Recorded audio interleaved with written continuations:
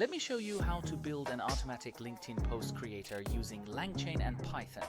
Turn headlines into pro posts in seconds. First up, we're importing the tools we need from LangChain. That's our AI model, a prompt template, and a way to chain everything together. Now we're creating our AI model and giving it a name, Llama 3.2, plus a temperature setting to control how creative it gets. Here, we're building a prompt template. It takes a headline and asks the AI to write a professional LinkedIn post based on it. Next, we're chaining our prompt and model together, so the headline flows right into the AI for a response. Let's set up a sample news headline. This is what we'll feed into our AI. Now, we run the chain with our headline, and the AI generates a LinkedIn post for us. Let's print a label so you know what headline we're working with. And here's the actual news headline right on your screen.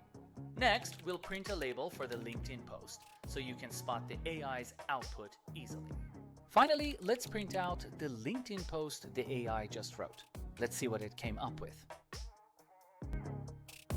Thanks for watching. Please hit the like button and don't forget to subscribe my channel.